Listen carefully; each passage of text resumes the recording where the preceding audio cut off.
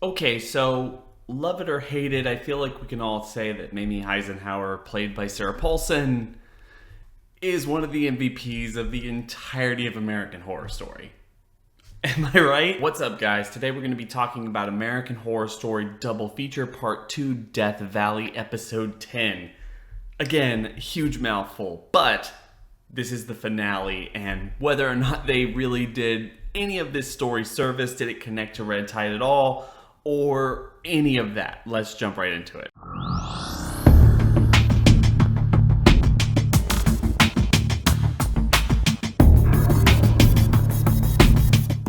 Okay guys, just straight off the bat, there is no real connection between this part of the season in Death Valley and Red Tide. Now, granted, I am going off of my first watch of not only this episode, but pretty much the entire season. I am at some point going to come back to it because, love it or hate it, this episode was pretty good.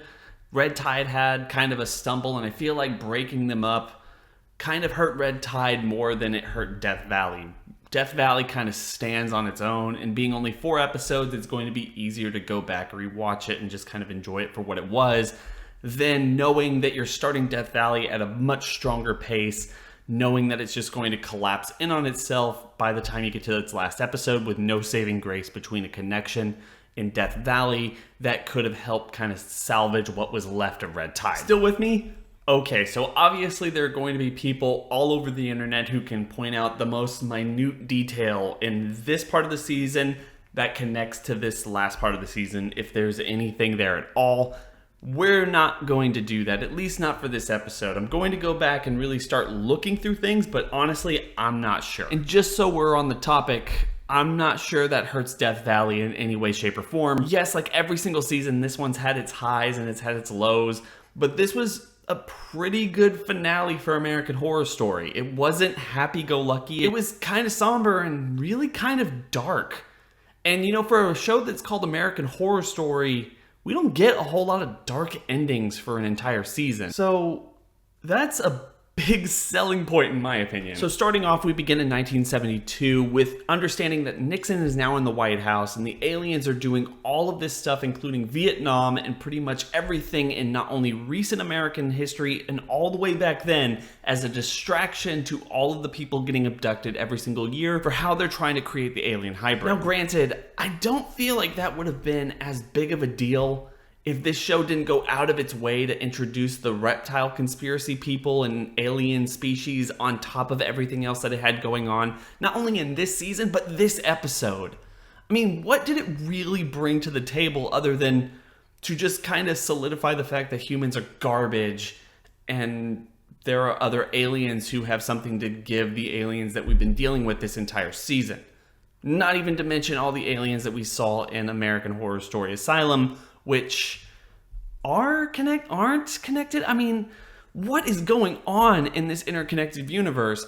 It couldn't possibly be connected anymore. I don't know. Let's talk about it in the comments. We jump into 1969 with the death of Dwight D. Eisenhower. And Mamie doing all this stuff about Evacuation Day, considering the fact that she got birthdays, Halloween, Thanksgiving, and all these other holidays celebrated by the United States public. And she wants one more notch under her belt. It's dumb, but Mamie is such a good character. Like, obviously, I understood what they're trying to do with her character. They were trying to at least pad out the runtime to get her to her death, or at least her proposed death, getting her to Area 51 and kind of establishing the fact that, like the people that we've seen in Area 51, not only Calico, but also Steve Jobs and pretty much everybody else who's there, if you're there, you can live forever. So Mamie wants to live forever, and she's very connected with Valiant Thor.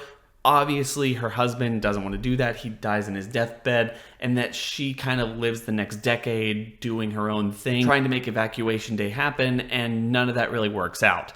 The big thing here is we jump back to 1972 and to 1974 with Nixon bugging the Watergate in order to spy on Valiant Thor, and that doesn't go according to plan because none other than Mamie Eisenhower is Deep Throat, and that causes that entire mess. Do you see what I mean about this season being way too short? Like, all of this stuff, everything they hinted to and everything they talked about would have been enough to justify an entire season. Quite literally, I feel like one of the reasons they allowed this to be 4 episodes instead of 10 is because they had nothing really new to say on the matter.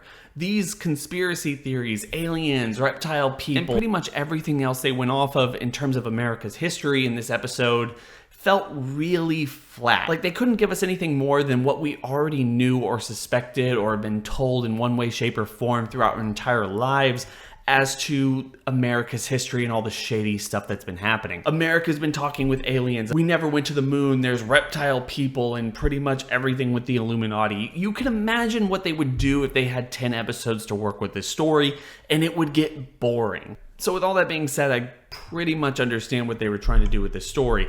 They were doing the best they can to streamline a story to have a downer ending, but enough horror aspects in there, or at least conspiracy level nonsense that they can tie together in order to make a story to get to where they wanted to go. But you know, if even that's the case, bravo. We'll talk about the ending later, obviously, but it worked. So we have Nixon dealing with the entire Watergate issue, wondering whether or not he should resign with Kissinger by his side, who is a reptile, I might inform you, because that was something that was set up at the very beginning of this episode and never once hinted at. Now, obviously, we're going through the motions. We're trying to get to an ending that's proper. The reptile people do not belong here. Like, it's one thing to go through American history and say that aliens were involved in everything. All of our technological achievements, all of our historical relevancy, and even all of our wars and everything to distract us over the last 60, 70 years or so. But to add in a different group of aliens that are separate from the aliens that we've already met in American Horror Story, one that's just as inherently tied to the conspiracy level nonsense that this season is already kind of going after,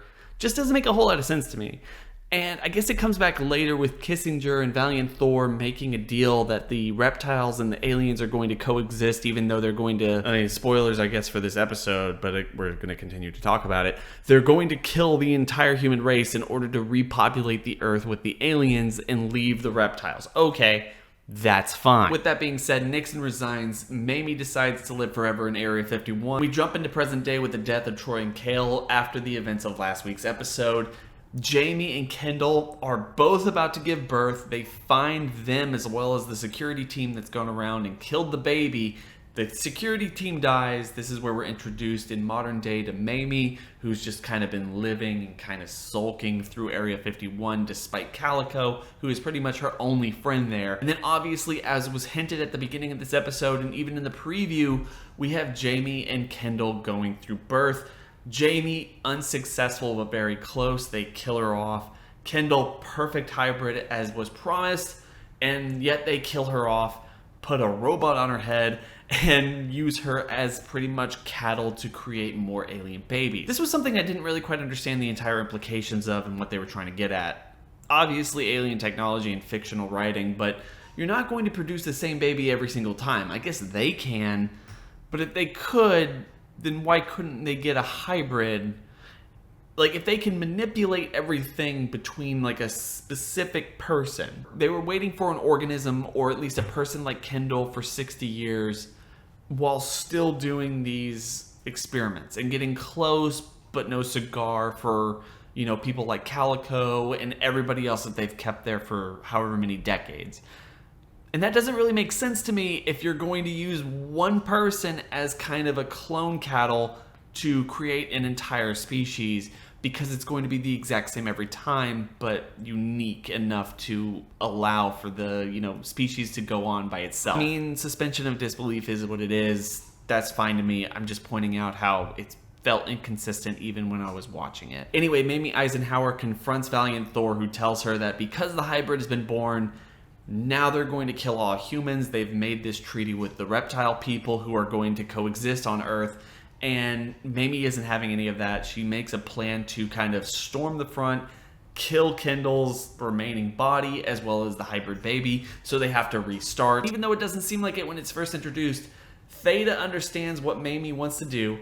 She does not care, and she wants the aliens to take over the world, so she kills Mamie and allows Calico to raise all of these hybrid children as a reward for all the time that she's given them at their cattle farm in Area 51. Then it ends. Like, I'm not joking. that is the ending of the entire season. Calico is pretty much the only one left standing. Everybody in the modern day is dead. Mamie Eisenhower's dead. Dwight D. Eisenhower's dead. Literally everybody is dead. And yet it's a good ending because it doesn't flash forward into a post-apocalyptic future with aliens, or even a utopic future with aliens and reptiles living amongst themselves with a couple of slave humans or something that you might expect from previous seasons of American Horror Story, where it demands some kind of a closure or happy ending or something else like that. This is just a really downer ending, killing off one of the best characters in the entirety of the franchise. And then it ends just abruptly. And it's kind of fantastic. I don't really know what else to say about it. I feel like I've been going all over the place with this review. They had 4 episodes to tell a story. And even though that story wasn't very unique and they stole literally every single one of their ideas, it was still interesting. And it still had a really good ending that didn't fall apart halfway through, or even in its final minutes. So all in all, Death Valley was pretty dang good for a 4-episode run, and I feel like I'm going to come back to it more and more. And even though it didn't connect to Red Tide at all, I feel like that's even better. We can look at Double Feature as 2 separate seasons now. Instead of 10 seasons, now we have pretty much 11 throughout the entirety of its run, not counting stories, which is its own thing. So yeah, like, interesting. I would hope for more. I expected more because they had a year to write this, but it is what it is, and it was pretty good, at least for this part.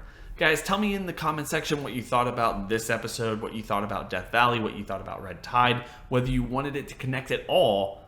And you know what? We're just going to have to wait until next year when we get more stories and we get more American Horror Story, because as we've talked about, 11, 12, and 13, all 3 of those seasons have been greenlit by FX. This franchise is not ending anytime soon, so we're going to keep talking about it. It's been real.